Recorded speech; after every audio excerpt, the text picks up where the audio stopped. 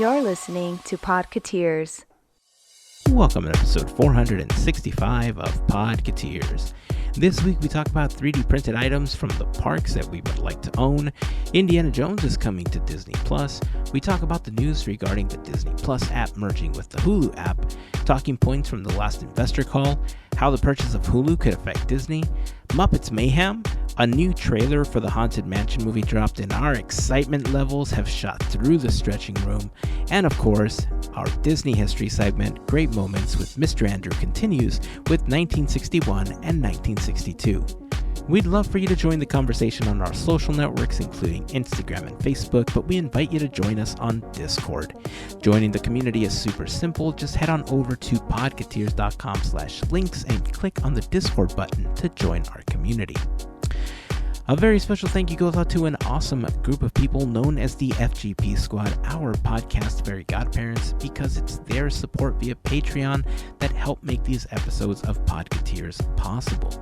As part of the FGP Squad family, you get some additional perks like exclusive discount codes for Podketeers gear, additional content that we've uploaded to Patreon, a special section of Discord, random giveaways, and more.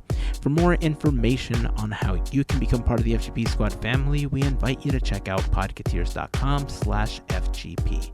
And as always, a super special thank you goes out to the FGP Squad for their continued support. So that is gonna wrap up the intro. It's time to get this episode going. If this is your first time hanging out with us, welcome. We hope that you enjoy the episode and that you come back for more. And of course, if you've been hanging with us for a while now, welcome back, friends. Here is episode 465 of Podketeers.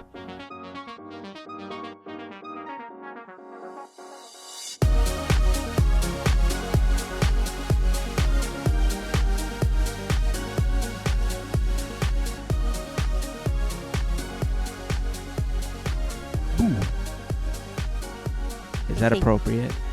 Boo. Yeah. I guess that's more appropriate, yeah. Ooh. We are going to be talking about a very spooky trailer later. Ooh. You can't see it. I'm waving my arms around. You are. Like a ghost. Like a lonesome ghost. Is it like a ghost or one of those crazy inflatable flailing arm man? I don't know what those Flap, sound flap, like. flap. Wacky, wavy, Like, flap, flap, inflatable, flap, arm flap, flailing, flap, tube flap, flap, flailing, whatever. Yeah. The Family Guy joke. Yes. The Family Guy I know joke, what yeah. It's a good one. Well, we got really exciting news today because we got an official trailer for the Haunted Mansion. We're going to be talking about that later in the episode.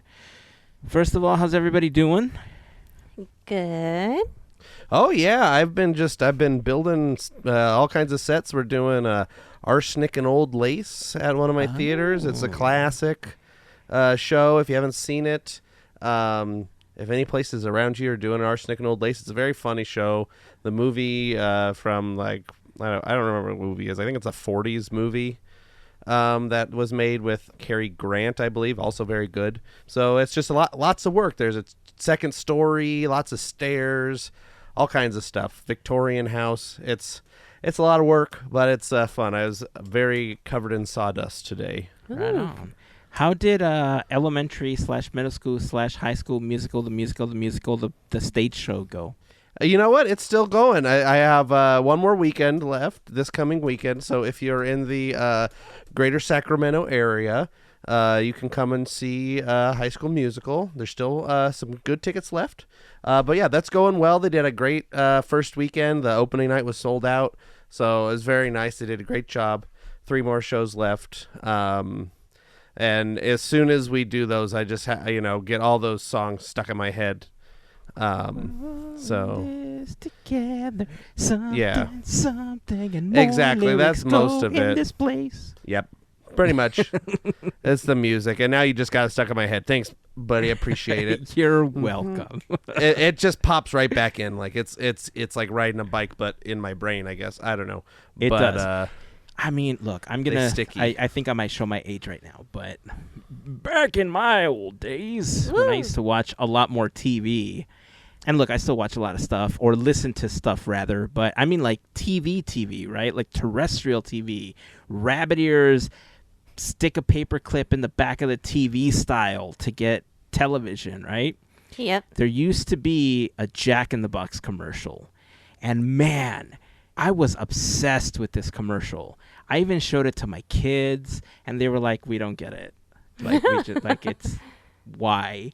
But I was whistling the song for almost a week straight. At one point, I was telling people at work if they remembered it, and they were like, "Why are you doing this to us? Why are you putting this in our head?" But it was an old commercial where Jack was out on the prairie, and he was raising tiny cattle for the mini sirloin burgers.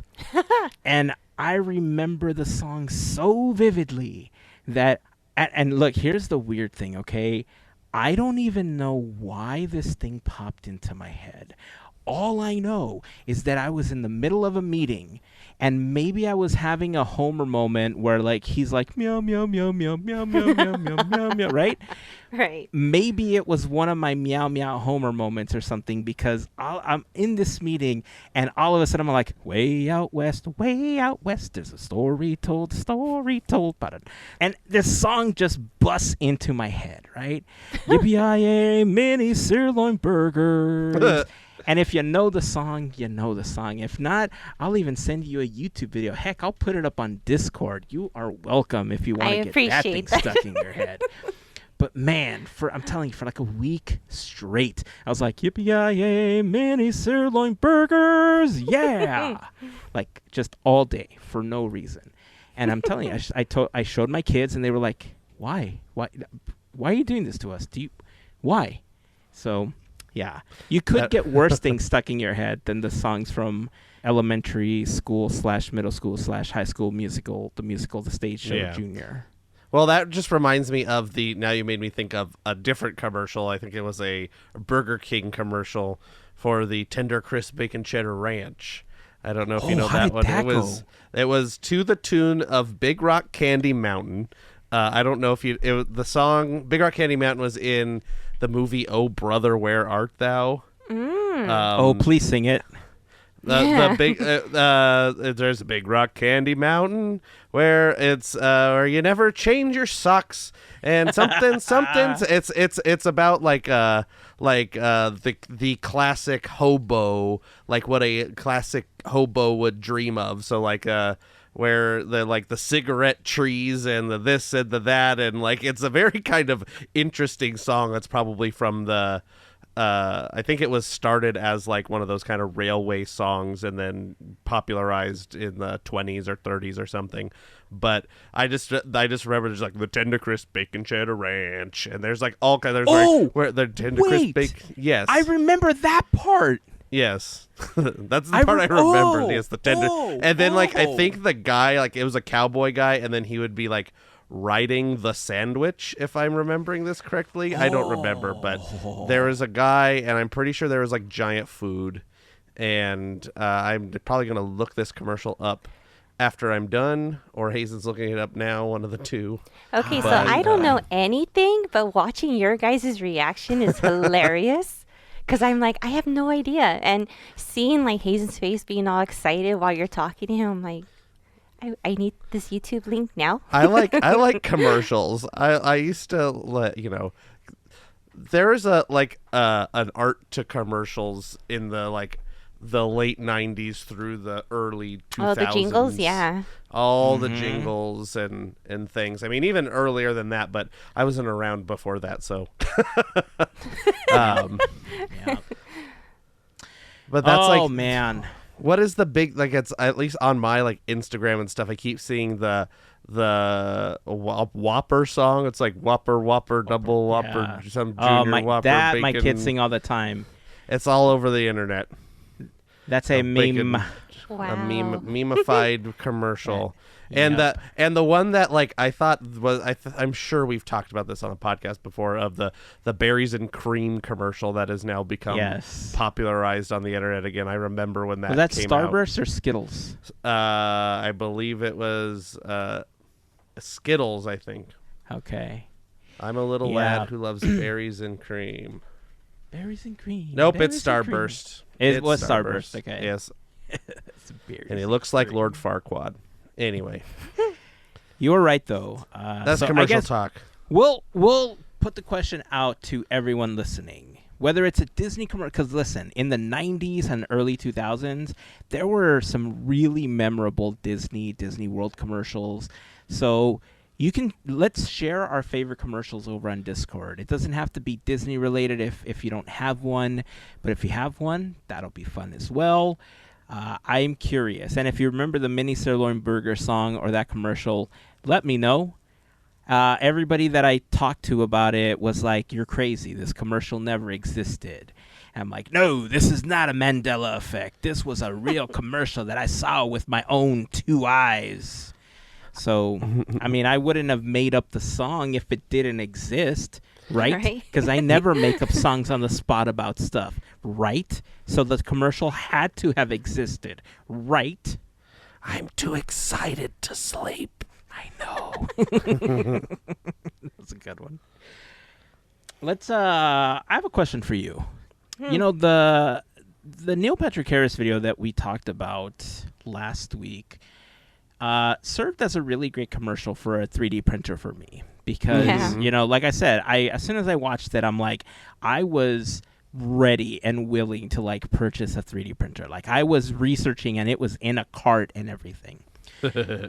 And I came to my senses right before, you know, because I still don't have space for one. That is the truth. Like, if I had space for it, I would have probably purchased one a long time ago. But it did get me thinking.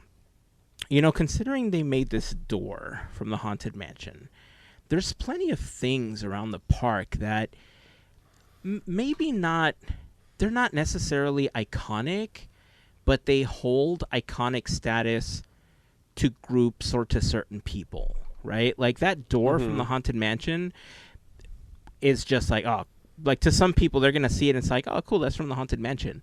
But if you're a mansion fan, you'll be like, no, I need that in my house, right? And so if you had a 3D printer and space was no issue, right, for an item, what would you want to 3D print to have in your house? I'm giggling because this isn't going to be in my house. This would be my house. I would I would actually 3D print, if I had the ability, the entire outside portion of Alice in Wonderland with the leaves.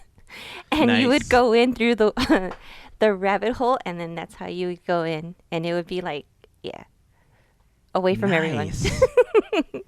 Nice. Front yard then. That would be like the entire like facade of your house, basically.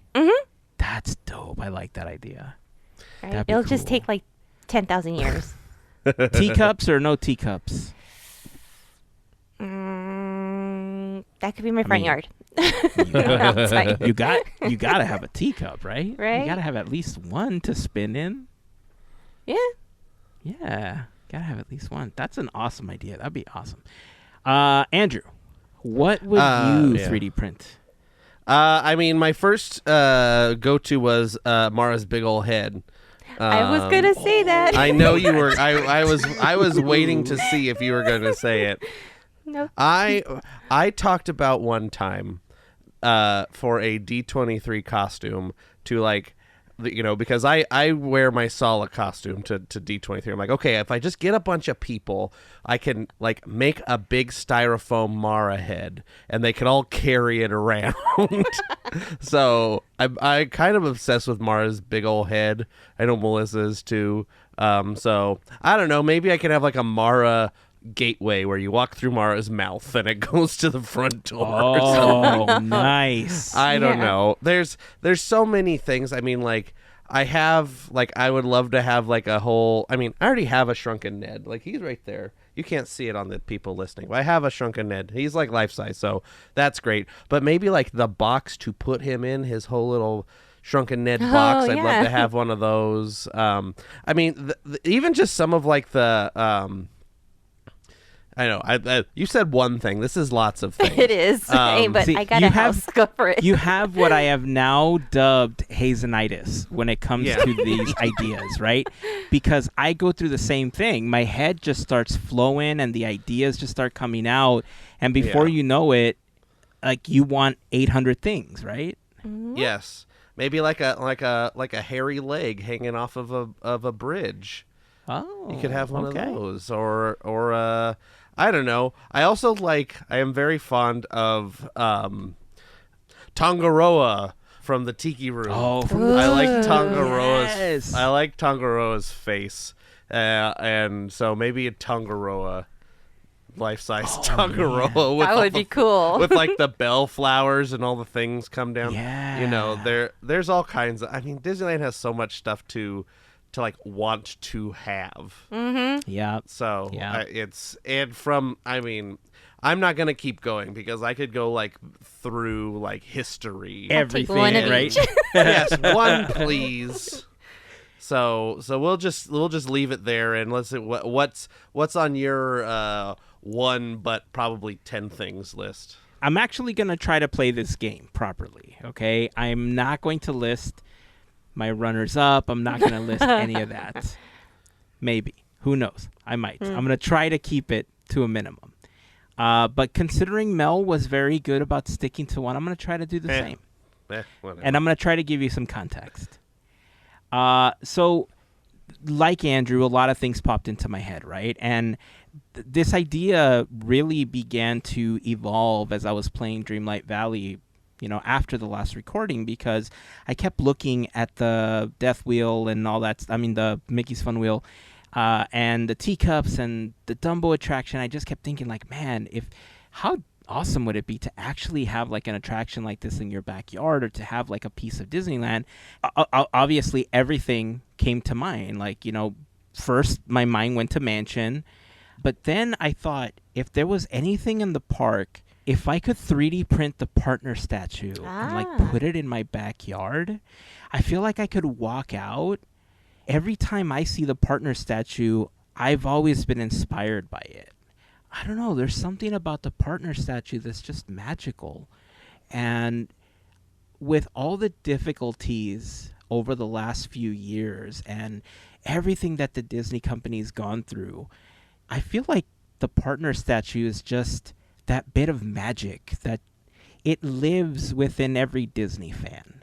Mm-hmm. You know what I mean? And so Yeah.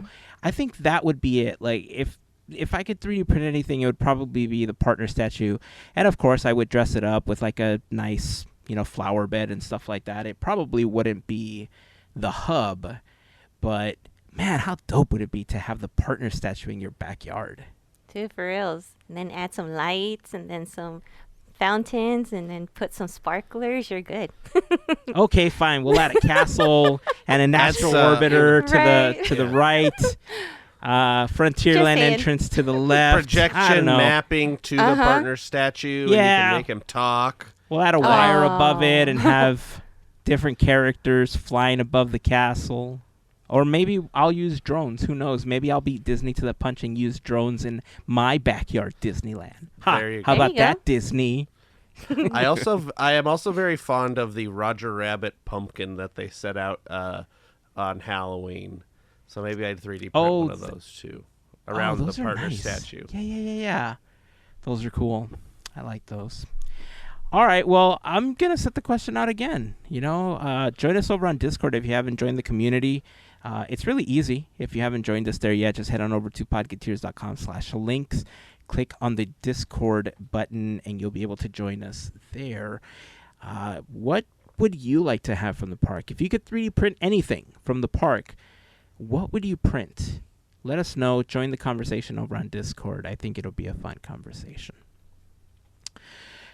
Let's see. What's going on? Hey, we got some interesting news. You were talking about Mara just a moment ago. Mel, end of May. Seems like it's going to be a super, super, super, duper, duper exciting time on Disney Plus for you.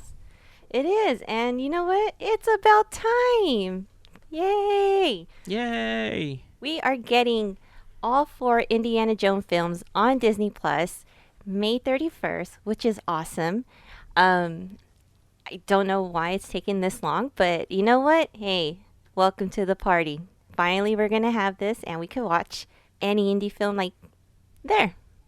And it'll be good. Like, if anybody wants to binge or watch, like, you can't go wrong with watching all three. I say three, but yeah. Okay, four. If you want to, go ahead, watch four. um, before the release of five, which will be the next month. So I'm excited because shamefully I'll be watching a little bit more Disney Plus. If they just add some more stuff, hey, this is kind of a start. So I'm excited. I am. Will I watch them on there? Yeah, because I like just putting them on the background. So um, the music and everything, like I could just listen to it and I'm good. So yeah, thanks Disney, giving me background noise. Are you concerned at all about Disney editing the films to remove anything that maybe was okay when the films were first released? That's a good question. I could see some stuff for maybe Temple of Doom, but we'll see. I could see some stuff. Willie has some scenes that are like, hey. So with clothing and whatnot, but I don't think it's going to be a problem. But if they do, that's going to be the movie that I think would have some editing. Other than that, nah. Crusader? Nah. I don't think so. Okay. Yeah. Yeah, it's I just recently was thinking about watching Indiana Jones. Like, I should watch these. It's been a minute. And I have them on DVD, but, with streaming, I've gotten lazy. And who wants to dust off a DVD box and put it in a DVD player and da-da-da-da-da. And so I'm like, okay, it's got to be on Disney Plus or something already, right? And I looked, Paramount Plus. Paramount Plus? What? Who has Paramount Plus? Like, We that's do. not a... I don't. That's one of the few I don't have. I have almost all the other ones. Same. But so this is good for me because I can don't have to get Paramount Plus. You guys have it, I'm sure, for Star Trek, right, Melissa? Yeah. Yeah. Pretty much. So I'm excited for this. I can not that I couldn't before, but now I can more easily get caught up before the new film, and we can go from there. Like it's about time. I was looking this up, and it looks like it is leaving Paramount Plus and going to Disney Plus. So I wonder if Disney has bought the distribution rights from them or bought the streaming rights from them, because the first four films were distributed by Paramount from Lucasfilm, so that's why they're on Paramount Plus. So it'd be interesting. I don't know if we'll know how that all worked out, but they must have coughed up some money or something for them. Unless it was somehow in the contract that they were going to have it after a specific amount of time, because all the news that's been coming out this week about Disney Plus has been really interesting to hear, because we speculated some time ago that Disney Plus and Hulu were going to merge, right? And we got news after the investor call that Disney Plus was going to be removing content. Or what was the context, Andrew, again, that they talked about on the call when it came to the content? It seems like they said, I believe they said writing down. So that makes me think of the situation that has recently happened with Warner Brothers, Discovery, and HBO Max, where they decided to say that it was worth more money to have, it was worth more for the films and things that were underperforming to just take them off completely and use them as a tax write-off. And in that case, from what I understand, that means these things can no longer be... I don't know if they can no longer be streamed or if they can just no longer be produced. They basically just don't exist anymore. And so it is kind of a scary thing if that's what they're doing, is going to be like taking things and putting them away forever. Like it's kind of hard to say if that's going to be the case, or if they're just removing things that are licensed and not technically Disney content. Things like the only thing I can think of right now is Bluey, but I don't think that would be any chance they would remove Bluey, because there was some metric that said that was the most watched licensed thing in America or something on streaming. As it should be. Yes, and so I don't think it's Bluey, but just as an example, Bluey is a licensed show from Australia that wasn't produced by Disney, so they pay money to have that on the thing. So is it going to be stuff like that is going to be leaving Disney Plus, so they are saving licensing money and etc., or is it going to be shows that they produced that didn't do well, like the Mighty Ducks or the whatever John Stamos basketball show, or I don't know what else, the show that I meant to watch get to, the Jim Henson, what was it, Earth to Ned or something, the puppet late night talk show that was on Disney Plus, like things like that didn't really connect with people. Are they just going to take those off and they will be gone forever because they're going to write them off? Who knows? That's the kind of scary thing that all this streaming stuff is getting into, is like just content being gone forever because of tax write-offs. Yeah. I mean, you're right about it being scary, because whether it connected with everyone, there was someone that it connected with. Right. And the timing is really interesting, because before I even continue, we were talking about Bluey and talk about songs that get stuck in your head. You guys, have you seen the song Cupid by 50/50, the K-pop girl group? No. I'm going to send you a link, but there's a lot of TikTok dances that people replicate on TikTok, Instagram Reels, and stuff like that. There's a really popular meme dance that goes along with that song. And somebody animated Bingo dancing to that song. And they went as far as creating reflections in the dance studio and everything. And it looks so good. Like, the animation is freaking spot on. So I don't know who made it. I'm trying to track down, who the actual animator was. But I'm going to send you the link. It's the whole video is really cute, but they did such a great job animating Bingo dancing to that thing. So anyway, back to the Disney Plus thing.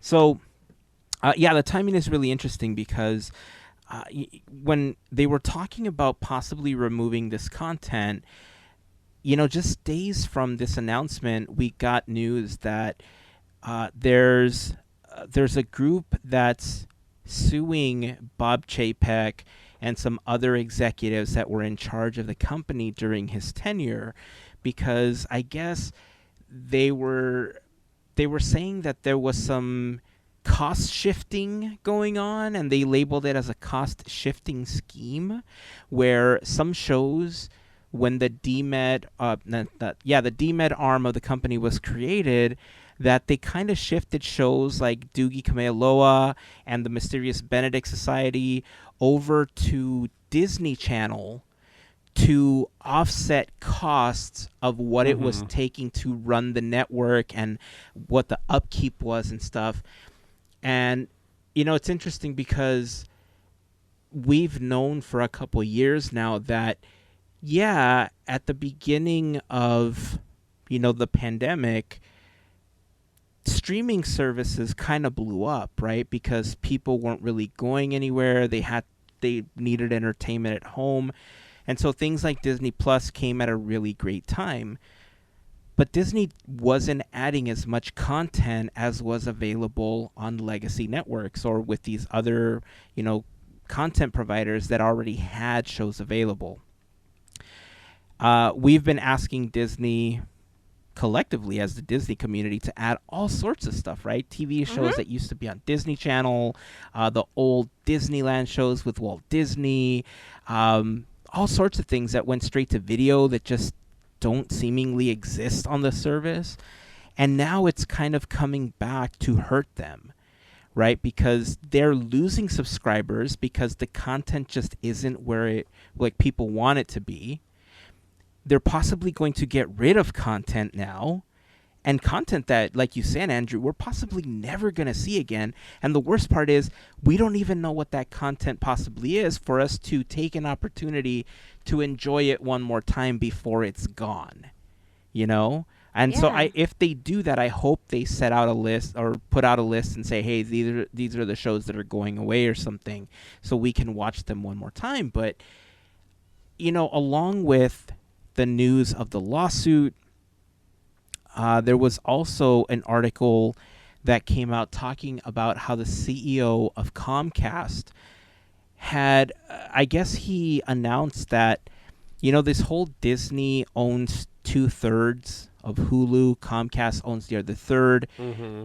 They had an option to purchase Hulu. Disney had an option to purchase Hulu in 2024. And with the merger of Hulu and Disney Plus, it looks like Bob Iger was maybe possibly looking at not purchasing Hulu, or just kind of, you know, pushing it out and saying, hey, Comcast, if you want it, you can keep it. But it looks like Comcast is going to exercise their legal right and force Disney to buy Hulu. And that's bad, because it seemed like such a good thing before, because, you know, I've always felt that Hulu's the better service or the better app than Disney Plus is. Mm-hmm. And so I always figured, like, oh, they can merge them, or they can use Hulu as the base app now, and it flows better. You know, you can go through everything a lot easier, better search functions, all that stuff. But Disney is not in a great place financially. You know, with all the money that they lost on the Fox acquisition, you know, and all the money that's going to be spent on lawsuits right now in Florida, in possibly moving cast members out of Florida if they decide that they want to move operations to, I don't know, Georgia or New Orleans, or I don't know. Like, what if that happens? You know, there's so much going on right now that, even more so than ever, I don't think Bob Iger is going to be around for just 2 years. Nope. I think they're going to want to keep him longer to try to fix things. Look, I've said a lot that I admired Bob Iger for a lot of the acquisitions that he did, but towards the end of his tenure, looking back on it and looking at how certain things were handled, I can admit, you know, there's a lot of fault in where the company is because of some of the choices that Bob Iger made. And so I think that when he left, in a way, he was leaving at a time where he knew things were going to go bad. And so he was trying to protect his legacy. But things got so bad because there was, like, everything moved so quickly that his legacy was in jeopardy. And so now he's back. Now he's trying to fix everything. And in 2 years, he may not be able to do that. Like, he may have to stay longer because he's going to have to correct a lot of those mistakes and make sure that the company can sustain after he's gone, unlike it happened the last time that he left. It's a solid point, because he just has to clean up everything. But yeah, agreed. What do you think some of the biggest problems would be for Disney if they end up being forced to purchase Hulu? Well, the first thing that I would think of is, I mean, it's not really a problem for Disney, as it's more of a problem for the consumer of what happens to the Comcast NBC content that is on Hulu. Does that stay? I mean, the contracts are there for a while, probably. Who knows what those are? Or does Hulu lose, you know, a third of its programming because NBC is no longer part of the project, and they move all that to Peacock? And some of that stuff lives on both networks, on both streaming services, so, you know, that's whatever. But that'll be a loss to the people subscribing to Hulu. And then again, there's also this will increase the price. You know, there's some people that just pay for Disney Plus and they're happy with just having Disney Plus, or people just pay for Hulu and they're happy to pay for just Hulu. And so the people that pay for both, I think, are going to be, you know, possibly paying less in the end. But the people that only pay for one are probably going to be paying more in the end because they're getting this extra content, which they didn't have access to before, et cetera, et cetera. It's also kind of, how do I put this? Though the company seems in like dire straits, I don't really think they are. They're a $100 billion company, whatever. And yeah, there's stuff that it like on paper probably looks bad, but a lot of this stuff is also probably planned already, and some of it's like getting into the weeds of, if this was any other company, a lot of this stuff wouldn't be in anybody's like knowledge. This would all just be happening in boardrooms and things, and nobody would be the wiser. But because Disney is such a public facing company, so the public wants to know, so they have all these press conferences and they release all this information. It gets us into that world a little more than if this was Ford or, I don't know, some other company that makes a lot of money. But, you know, buying, you know, purchase of Fox and all this stuff, this was all, I'm sure, mathematized. All, that's not a word, but whatever. It's okay. It is today. It is today. You know, they crunched the numbers. They did all this stuff. And granted, you know, the pandemic did change a lot of things. And everybody's still reeling from the effects of that, and will be for quite some time. Like, this has changed the landscape of the planet as we know it. So, I don't know. I think the company is probably in better places. Like, Disney isn't going to falter. If we have any if we put any stake in the words of Josh D'Amaro, they have plenty of money. So it's more how they manage their debt. Like, all companies have debt. Apple has the biggest like cash reserves in the world, and they have debt.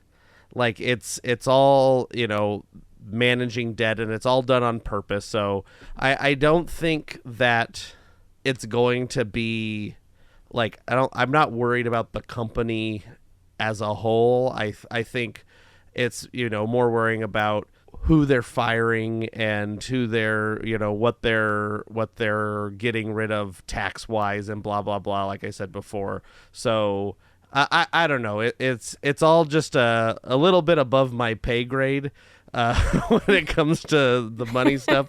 So, but I think it's probably looks more troubling than it is. And who knows? Maybe it's very troubling. I'm not a money guy. So there's my 2 cents on it, I guess. I don't know. Oh, it's a solid 2 cents. More than what I could offer, seriously. All right, 5 cents. Yeah. When you said crunch the numbers, it made me think of the Office episode where the Michael Scott Paper Company is trying to make ends meet, and they go to the CPA. He's like, well, can you crunch the numbers? And he like hits the keyboard. He's like, can you crunch them again? It's like, just hits the keyboard. Yeah. Yeah, I mean, I hear what you're saying. You're right. The Disney company isn't going to, you know, collapse overnight, right? They do have enough money to sustain as a company for quite some time, and it is the time for them to make the right choices in order to keep the company profitable. But the news, obviously, that Disney Plus is failing more than anticipated is obviously bad for the company. You know, the Fox acquisition, there's a lot of people that see it as a huge waste of money for the Disney company. And I don't know exactly what the idea behind the Fox purchase was. It could have been just to purchase the rights to the X-Men. But if that was the case, why don't you just buy the rights to the X-Men? Like, why'd you have to buy all of Fox?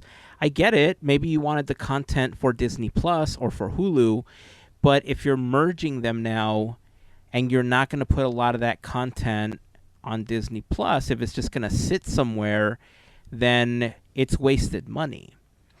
You know, where now you think about Fox, you know, Fox bought Tubi.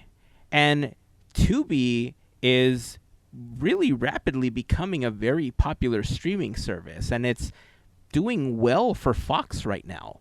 So Disney could have taken that route, but instead, built out their own app. They built out their own service. Whereas maybe they could have just waited and purchased all of Hulu, and that could have been the app. So who knows? I mean, hindsight is 2020, right? It's the where do you go from here as a company? I started wondering with all this news coming out, like, where does the reserve end? Because obviously you don't want to burn through what your reserve is, because you still want to have money to enhance the parks and, to increase wages as they've been doing for cast members. So do you, like, this was a thought that popped into my head. Like, what do you think of the idea of Disney saying, hey, this Disney Plus thing is not doing so well. Hey, Apple, we know we've had a relationship in the past because of Steve Jobs and Pixar and stuff. Would you like to do what we kind of did with Hulu, but instead of 3 ways, we split it 50-50, and you're part owner of Disney Plus, and we merge with Apple TV, and we have, equal stake in this streaming company? What do you think the possibility of something like that is? Or do you think at this point Disney is just making plans to use one of their words, they're just going to be bullish about it, and they're just going to put everything into Disney Plus and do what they can to make it succeed? It sounds okay. So what you brought up actually was making me think, if it's going to be profitable to both, I could see that happening. It's such a weird situation, but yeah, I do think that may be possible.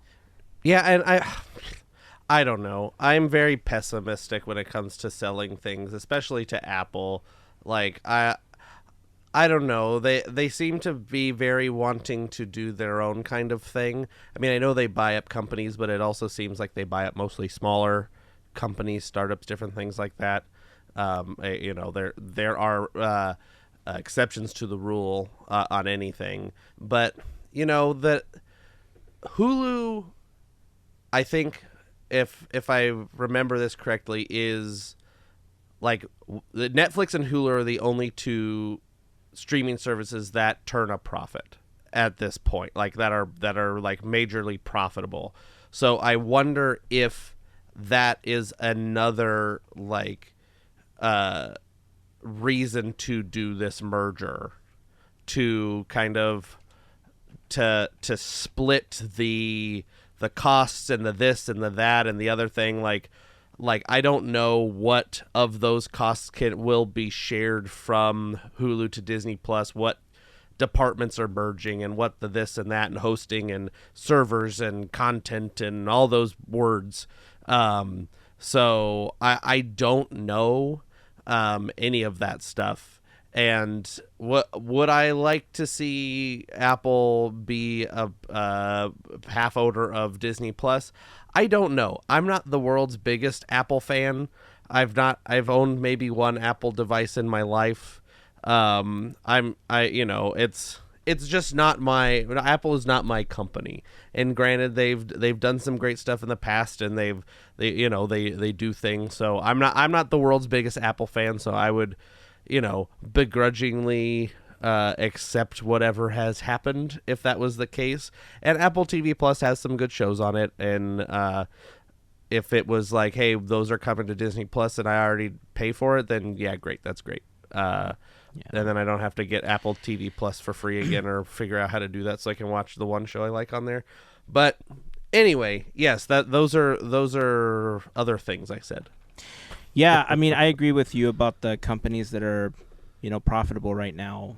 Peacock did take about a $1 billion loss this last quarter, or at least at the beginning of 2023. I don't know what their numbers look like now, but them forcing Disney to buy Hulu puts them in a win-win situation, right? Because the people that they're potentially losing on Hulu, they can offer to convert their accounts into a Peacock account and pivot that monthly service fee into a Peacock service fee.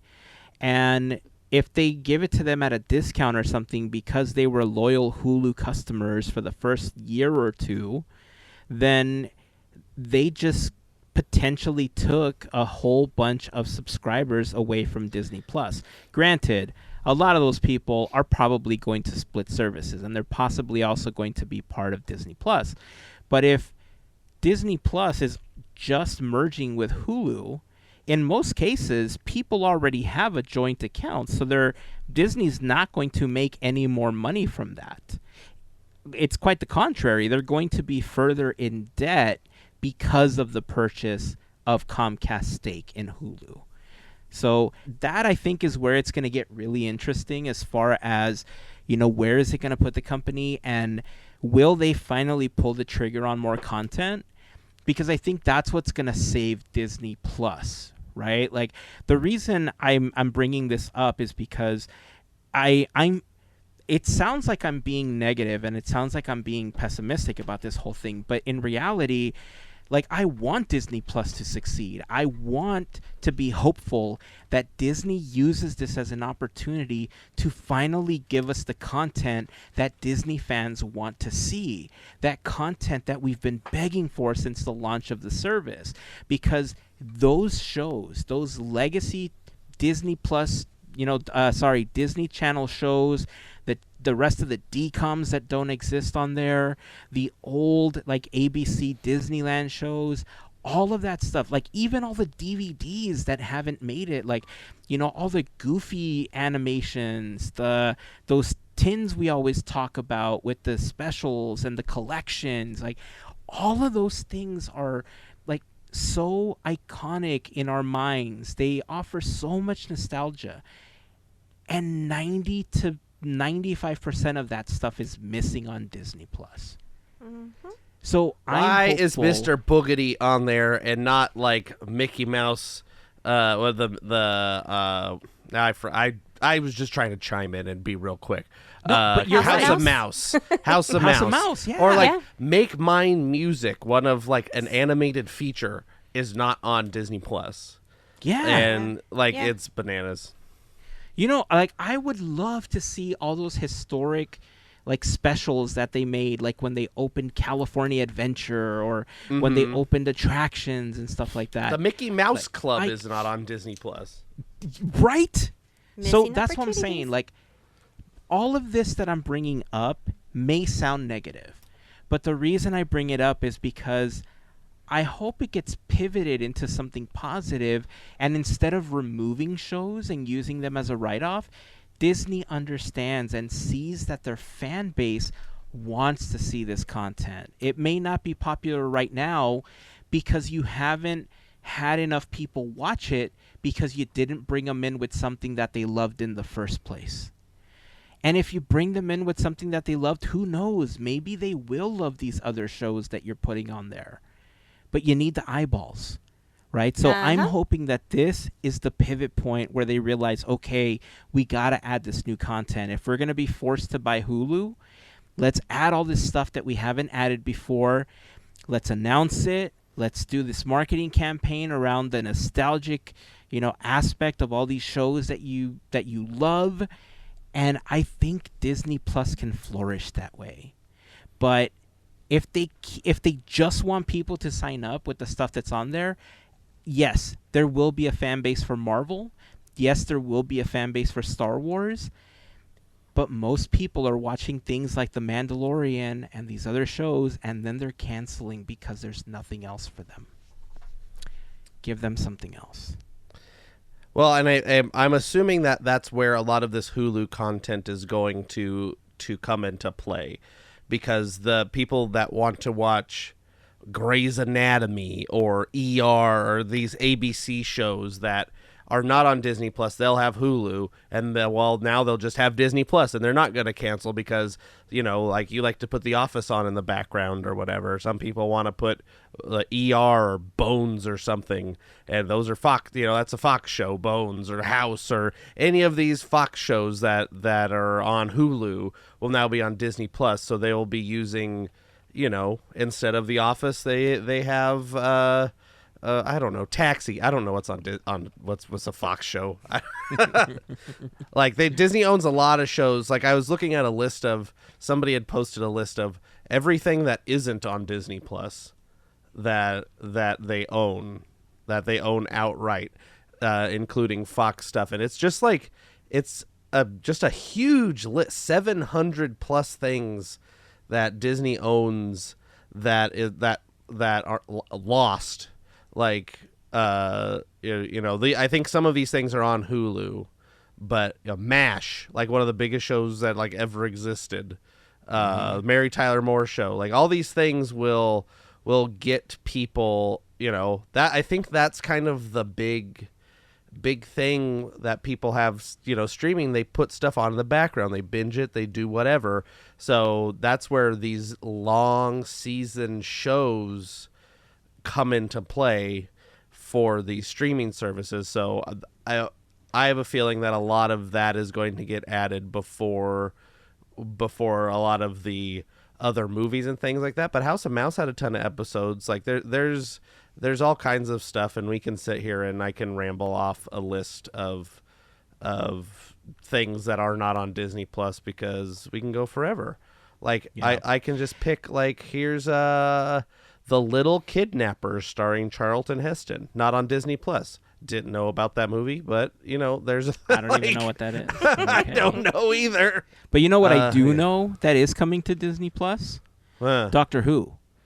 Who? And yeah. like that acquisition, I think, is going to be a positive one for Disney, because I know that through BBC and BBC America, the 13th Doctor, the latest Doctor, had an average episode viewership of almost like 4.5 million people. So if the new episodes and the library of episodes going back to the Ninth Doctor are going to be available on Disney Plus, that could see a little bit of an influx in new subscribers that will now be able to watch Doctor Who on Disney Plus if it's fully leaving HBO Max, because that's where I was watching the episodes. They were all on HBO Max. So they're not going to make any additional money from me because I already pay for Disney Plus, but it's easier than to have to switch services to go watch something else when I want to. So we want to hear from all of you. Tell us where you stand on all of this. Do you care who owns what service?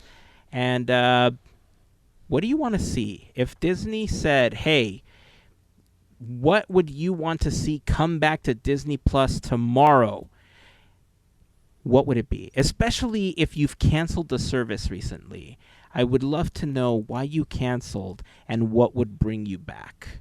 We're not being paid. This isn't an ad or anything. But yeah, we'd love for you to join the conversation. Tell us what you'd love to see to come back, and tell us your thoughts on all of this craziness that's going on with the purchases of Hulu and shows moving and all that stuff. So we're going to move on in a moment to some other stuff, but before we do, I do want to remind you that this episode of Podketeers is brought to you by a fantastic group of listeners known as the FGP Squad, our podcast Fairy Godparents, because it's their support via Patreon that help make these episodes possible. For more information on how you can become a member of the FGP Squad family, you can head over to podketeers.com/FGP. There you will find a list of some of our top contributors, a link to our Patreon, and just some information about what the FGP Squad is all about. Being a part of the FGP Squad family gets you some additional perks, like access to a special section of Discord, access to our happy hour calls, some additional content that we've uploaded to Patreon, random giveaways, and more. So if you have any questions, feel free to send us a message. We'll be happy to answer any questions that you might have. And of course, to all of the members of the FGP Squad, we just want to send a huge thank you for your continued support. So we were talking about Disney Plus. Have you had an opportunity to watch Muppets Mayhem? Yes. Got a few episodes in, yeah. Yeah, same. What do you think so far? Fun. Oh my gosh, fun. For surely. Yes. And clever. clever with the little quips and remarks and stuff. So I think it's well written. So it's fun. Yes, I love it. I'm slowly pacing myself watching it because I don't want it to like be over with. So I will slowly make it through. But yes, the show's very good, written by Adam F. Goldberg, behind the series, the first 7 seasons of the Goldbergs and many other projects. But it does have a similar tone to those first seasons of the Goldbergs, but that's what made the show popular. And so it's very fun.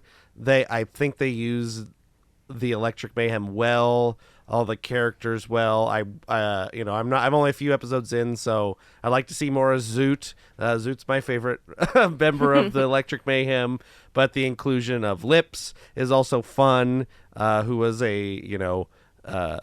sometimes on again, off again, a member of the Electric Mayhem when they needed a trumpet player kind of thing. So he's a, major member of the, in this series. It's just silly fun. Like, it's all good.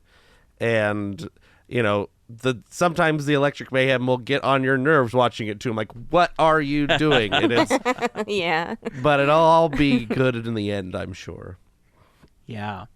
Yeah, when I first heard of it, I was excited that we were going to get this show about the Electric Mayhem, but this isn't what I expected. I'm so happy with what this show is so far that I'm excited to watch more episodes. Mm-hmm. I will admit that I wasn't exactly sure how to feel about Lily Singh. I wasn't a huge fan of her late night show, and so I worried that would kind of turn some people off to the show.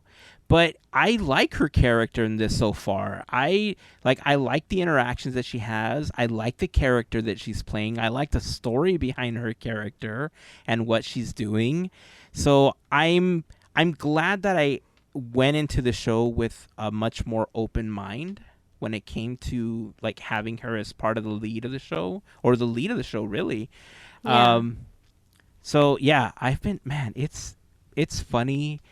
It feels like a documentary at times, and then like a sitcom at others, and it has so many aspects and mixes so many genres into this one episode that I don't know. It feels different and new and exciting, and it feels like it's gonna be one of the Muppet projects that finally sticks. Yeah. Yeah. Yeah. They've done their homework to what people like, or like how do I say this? There's been like a huge uptick in dogs, cats, and stuff, and animals been given like to me. And they kind of explain it too. Oh, I guess this is spoilers. Sorry. But Animal is kind of like a cat with what Animal does. And I'm like, oh, I know that. And then this, and then they explain it. And then you see more of it. And it's like, oh my gosh, they know who they're talking to and who they wrote this. Like that's why I call it smart, because it captures everybody, like all sorts of whatever you like here, this kind of personality, like it's good. Like Nara. Yeah. Nara. Yeah. Yeah, I agree. Yeah. I'm also a big fan of Penny Waxman. Yes. The owner of the record company. She's very funny. I like her character design. I also like, there's an episode where she goes to get surgery and she comes out and she's all bandaged up, and her glasses are also too? Bandaged up underneath. I thought that was very clever and very fun. It's such a good show. I'm excited to keep watching it, and everybody else should watch it. It's very hilarious. Yeah. It's funny you mention her character, because when we were watching it, It was one of the first things that the kids pointed out when her character came on screen. They're like, why are her eyeballs on her glasses? It's like, because she's a Muppet. Yeah. That's why. Yeah, It's kind of like Dr. Bunsen Honeydew, whose eyes are his glasses. Like they're just, Right. Scooter, the same thing. Scooter's eyes are in his glasses. So it's like, has they a long are Muppets. That's yes. why. Well, listen. I love this show. I love the Muppets. And for a while now, I've been praising the Muppets Haunted Mansion as a love letter to Haunted Mansion fans. And it was one of my favorite mansion properties that I could just play in the background and just be happy with. But listen, today we got a trailer. And thanks to FGP Squad member Miguel for posting this over on Discord. Look, I was sold already. I'm not going to lie. I was sold already. But now, watching this official trailer. This is the second trailer. trailer. I know. Second official trailer. This one, oh, man.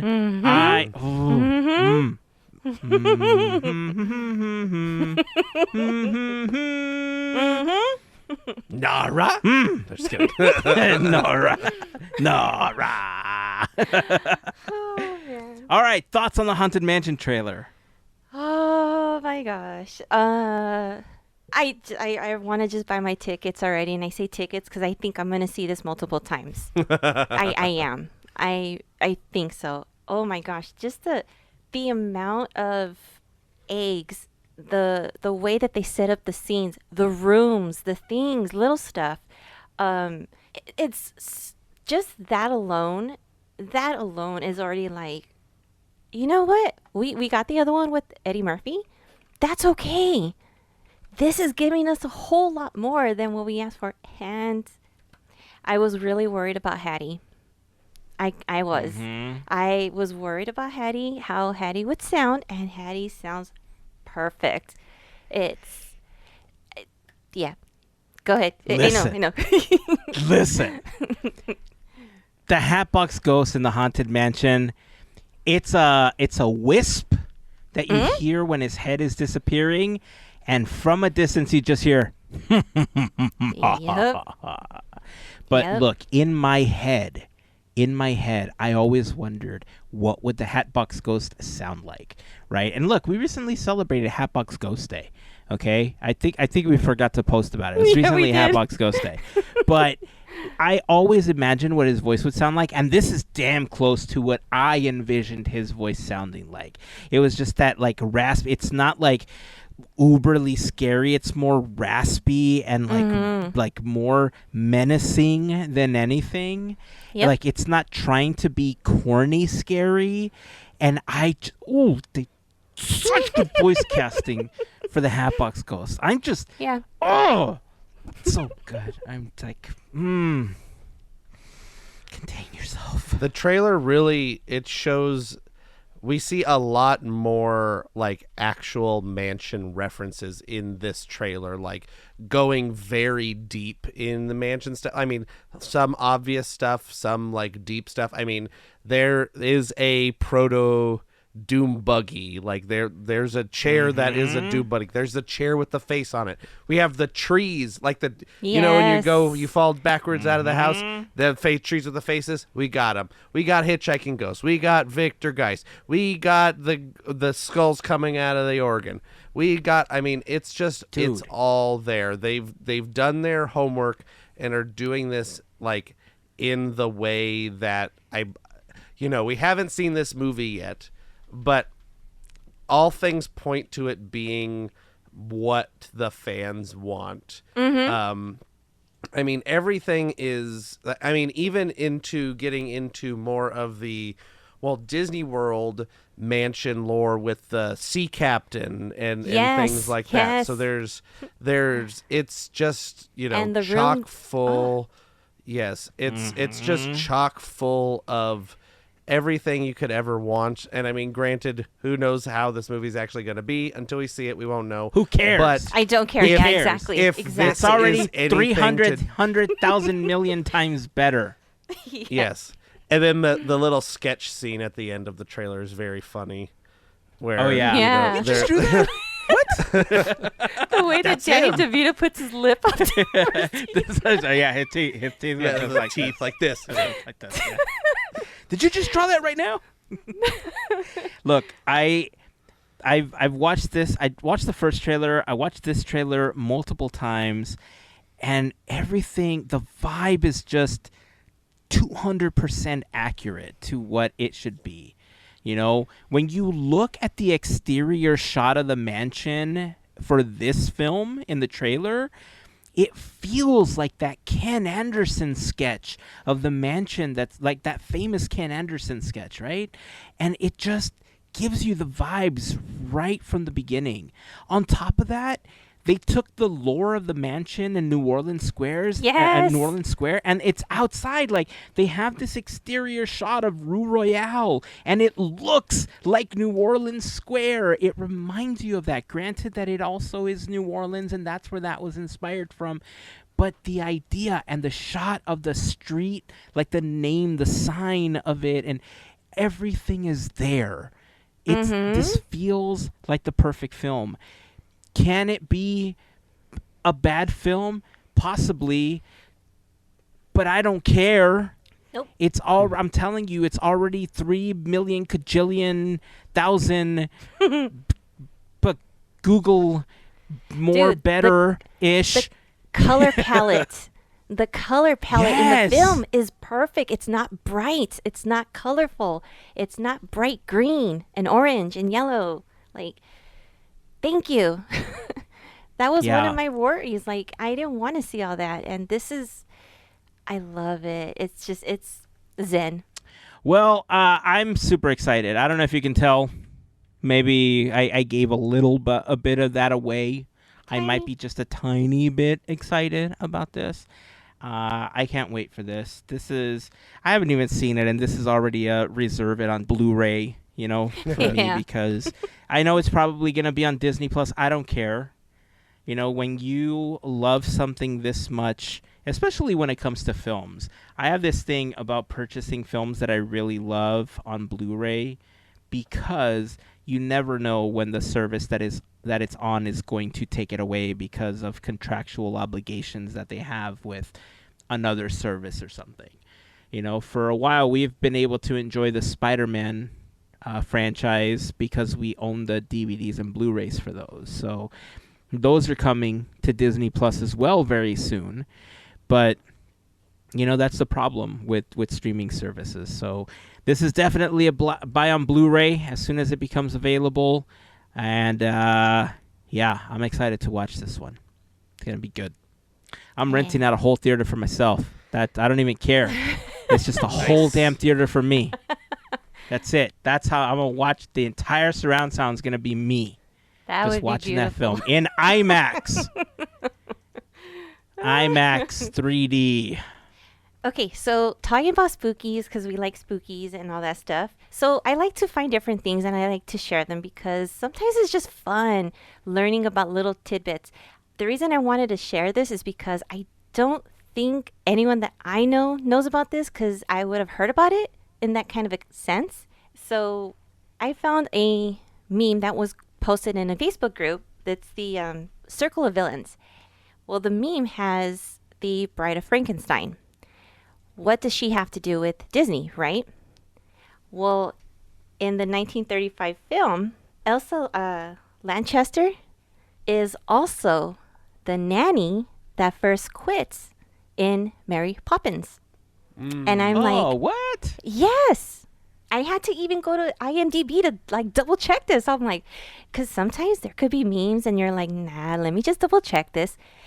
Yes, the Bride of Frankenstein is the first nanny in Mary Poppins, where she's like, peace out, I'm done. They're like, KT Nana! Yes, KT that is Nana! her.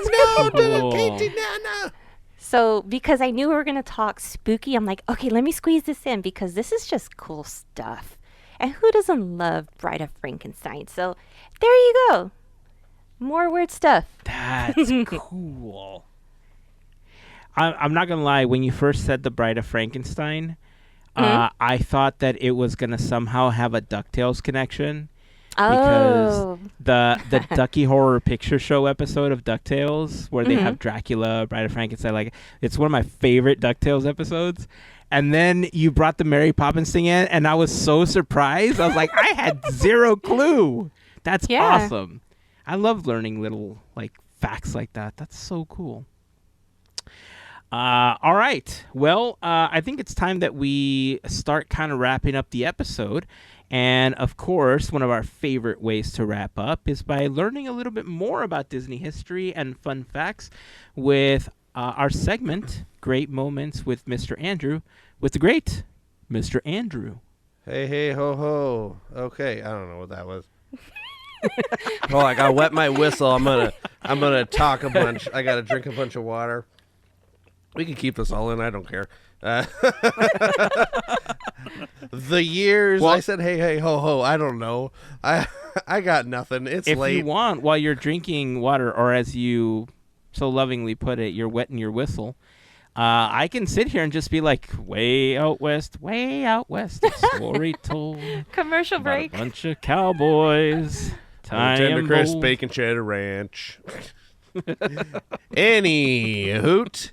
The years this year, great moments with Mr. Andrew, 1961 and 1962.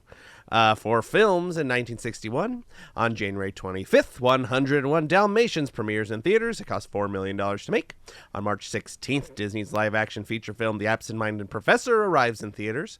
On April 17th, the Academy awards an Oscar to The Horse with the Flying Tail and to Hayley Mills for Most Outstanding Juvenile Performance of 1960 in the film Pollyanna. On June 21st, Disney's live-action feature film The Parent Trap is released to theaters. On July 12th, the first draft of a screenplay is completed for Mary Poppins. And on that same day, the live-action feature film Nicky, Wild Dog of the North is released. On October 11th, Disney's live-action feature film Greyfair's Bobby is released to theaters. Oh, why isn't that on Disney Plus? Greyfair's Bobby. And on December 14th, Disney's live-action first live-action musical feature film Babes in Toyland is released. For TV in 1961, on September 17th, ABC airs the last Walt Disney Presents show. And on the next week, September 24th, NBC debuts Walt Disney's Wonderful World of Color on Sunday nights from 7:30 to 8:30. The first show is entitled An Adventure in Color, Math Magic Land. A new character, Ludwig von Drake, is introduced. The show airs the previously released film Donald in Math Magic Land. And by November, NBC renews its Disney show for 2 more years. For Disneyland in 1961, on April 10th, the monorail is temporarily shut down for extension to the Disneyland Hotel. On April 19th, Disneyland welcomes its 25 millionth guest, Dr. Glenn C. Franklin. On June 1st, the Disneyland monorail reopens to the Disneyland Hotel, crossing over West Street. This extended line is extended from 0.8 miles to 2.5 miles. A third monorail train is added. All engines are replaced by the Mark II versions of the monorail. On June 15th, the Disneyland Grad Night Party is held. About 8,500 students attend from 28 LA schools. It is the largest high school graduation party ever in the United States. On August 6th, the Flying Saucers ride opens in Tomorrowland. On September 30th, Louis Armstrong performs at Disneyland for the first time for the second Dixieland at Disneyland show. In December, a 24-foot a 24-foot tall Christmas star is added to the top of the Matterhorn in Disneyland. Other things from 1961, the Disneyland Hotel expands and becomes Orange County's first high-rise building. Dick Nunes becomes the director of operations at Disneyland. Mark Davis retires from animation work and switches over to designing Disney park attractions. Tinkerbell makes her debut at Disneyland, performed by aerialist Tiny Klein, a 71-year-old circus performer from Europe. And Disney reaches an initial agreement with GE for the Carousel of Progress attraction for the New York World's Fair. Other notable events of 1961. On April 25th, Walt and Roy pay off all existing loans. Also, the Buena Vista International Company is incorporated.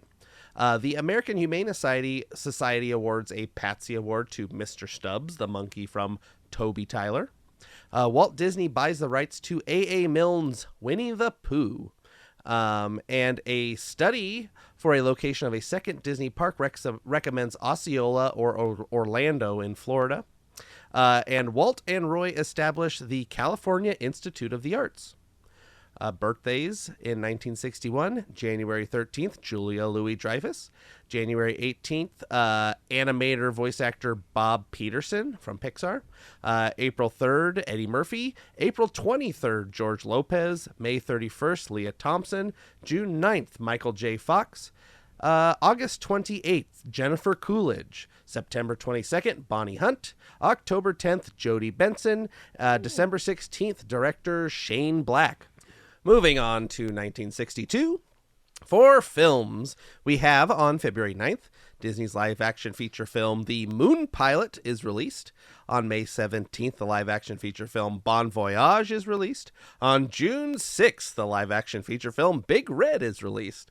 On September 26th, the live-action feature film Almost Angels is released. On November 9th, the live-action film The Legend of Lobo is released. And finally, on December 21st, the live-action film In Search of the Castaways is released.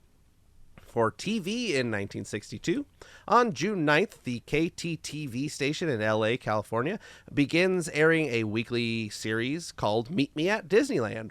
And the Mickey Mouse Club show returns to TV as half-hour syndicated reruns.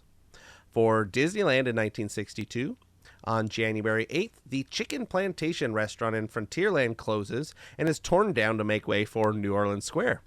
On April 14th, the Spring Fling nighttime event is first held at Disneyland. For a single entrance fee, guests have unlimited use of all the rides. On June 8th, McDonnell Douglas begins sponsorship of Rocket to the Moon attraction. The Moonliner rocket is repainted. In June, the Tahitian Terrace restaurant opens at Adventureland, along with the Big Game Safari shooting gallery and an expanded jungle cruise with a bathing pool of animatronic Indian elephants. Also in June, the Frontierland station is moved across the railroad tracks to make room for more attractions. While visiting Disney in California, Oriental Land Company president Chihiro Kawasaki predicts that one day there will be a Disney park in Tokyo, Japan. Also, the Plaza Pavilion restaurant is renamed Stouffer's in Disneyland Plaza Pavilion. On November 18th, the Swiss Family Treehouse attraction opens in Adventureland. The opening ceremony is hosted by Walt Disney with Haley Mills, John Mills, and Kevin Cochran. The 60-foot-tall artificial tree has 300,000 bright red vinyl leaves. Other notable events of 1962. In February, the WED Enterprises Company offices are moved from the Disney Studio grounds to an industrial park in Glendale, California at the corner of Flower and Sonora Streets. Birthdays for 1962. January 17th, Jim Carrey. February 17th, Lou Diamond Phillips. March 21st, both Matthew Broderick and Rosie O'Donnell. April 2nd, Clark Gregg. May 17th, Craig Ferguson. June 19th, Paula Abdul. July 3rd, Tom Cruise. August 16th, Steve Carell. October 11th, Joan Cusack. October 26th, Carrie Elwes. November 3rd, Brian Henson. And November 19th, Jodie Foster. And that has been 1961 and 1962 in great moments with me, Mr. Andrew. Yay. And I hope nobody actually calls me Mr. Andrew in public. That's going to be kind of weird, but that's okay. I'll call you Mr. Andrew in public. That's okay. You can do whatever you want. Just for that, I'm going to do it out loud. Just don't call me late to dinner. That's what you know. Mr. Andrew. I will. You know, the thing about Andrew is that it can technically be a last name. And so if we called you Mr. Andrew, people would just assume that your last name was Andrew. Yes. Although it's commonly Andrews, but anyway. This is true. Look, I knew somebody with the last name Andrew, so it's right up there. This segment is a great example of things that just need to be on Disney Plus, because you mentioned like Louis Armstrong performing at Disneyland, there was a segment of Disneyland After Dark, like in 1962, where they had a performance where Louis Armstrong was performing on the Mark Twain, with a lot of other famous jazz musicians. And that content is so iconic. Like, we need that content on Disney Plus. So to circle back to everything we talked about, that performance is a prime example of things we need on Disney Plus. So I'm sure that if you search YouTube, you could probably find that video. But it's a good performance on the Mark Twain. Search for it, especially it was if you like the jazz Disneyland music. After Dark episode of Walt Disney's Wonderful World of Color. It aired on April 15th, 1962.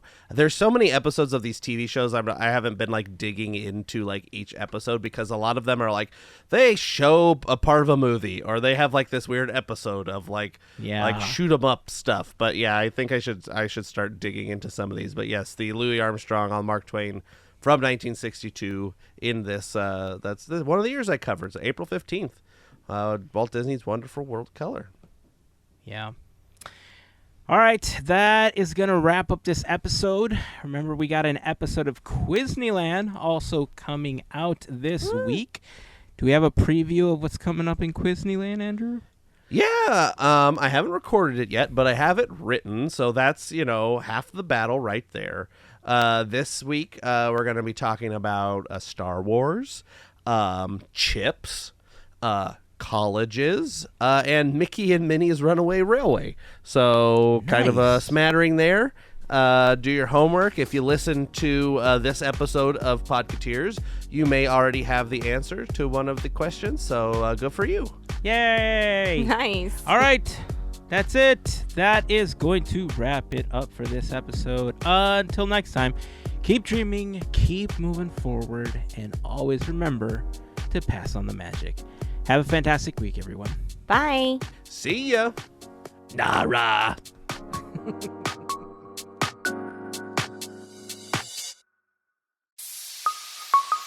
Part of the Podketeers Network.